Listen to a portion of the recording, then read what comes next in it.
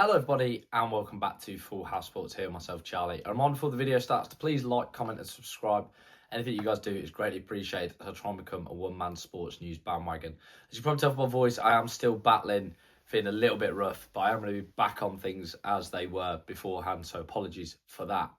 Now, it's taken me a day or two, I guess, to stew over what I'm about to talk about, but I guess I sort of wanted to get my points together and sort of gather everything before saying what I have to say. So, for those that are new to the channel or those that probably watch me for the first time, I am an England Supporters Travel Club member, and me and my friend joined after Euro 2024 with the hope, really, mainly of going to the Euros that are going to be held in Britain, but also slightly potentially the dream of going to America next year. That dream, I think it's fair to say, has absolutely been shattered. And I'm not going to say the poor me. I'm not going to come out with that nonsense. I'm not going to talk about incomes. I'm not going to talk about anything like that. I'm just going to say it's a disgrace. And there's no other way about it. I said the other day on my channel, football's died. And I still stand by that statement. The soul of football is lost. And this is an absolute crime against the fans. There's no other word to describe it. I received an email from the FA, so the people who are supposed to represent English football.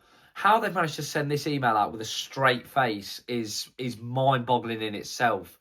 And essentially the email was a detailed price breakdown, which meant that I would, for the cheapest ticket for the final, be paying $4,000. Now, of course, everyone's going to want the final, but even for group games, the cheapest, which is supporter value category 3, is $220 to watch us play Croatia, Panama or Ghana. I just think it is absolutely criminal. Where is this, the notion of the working man's game, or the working person's game, we should say? Where is that notion? Where is the notion of it being the people's game? Because let's face it, look at these ticket prices. England is one of the more affluent nations in Europe, believe it or not. What are the countries from Africa going to do? And I'm not being stereotypical, I'm just telling the truth. What about the countries from the Caribbean who have qualified for the first time? South America, what are they going to do? I mean, there's England fans being priced out. They're not going to have anyone there. This was a chance for FIFA and US soccer, the US government, to really make a dent on the US market. Imagine the scenes, the sea of orange that the Dutch bring in somewhere like New York. The vibrant colours, the vibes that the African nations bring with the dancing in the stands. The South American, just barras bravas, the music on the way to the ground, the symphonies. And instead, they've completely got rid of that in favour of just corporate nonsense. I think the other thing is 8% each country is being given for the game. So 16% of the stadium is going to be full of, hardcore fans. The rest is going to be what? Is going to be people from the USA, potentially. Yeah, that's good for the game. Or is it just going to be business people who can afford to buy tickets?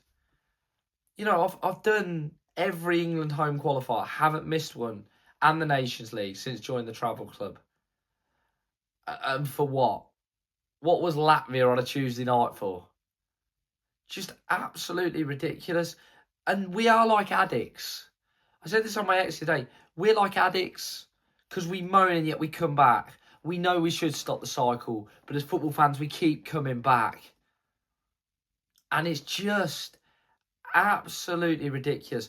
And the fact that the FA, they're not going to do anything about it. Is there going to be a boycott? Is there, what? There's never going to be a boycott.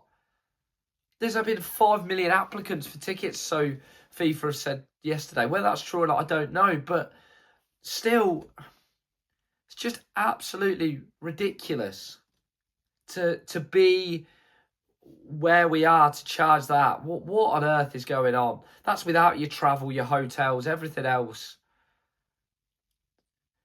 The game is becoming so diluted. It's almost unrecognisable, even from when I was a kid. And that is a sad, sad statement. As always, guys, please like, comment and subscribe. Anything you guys do is greatly appreciated. So try and become a one-man sports news bandwagon. As always, have a great day.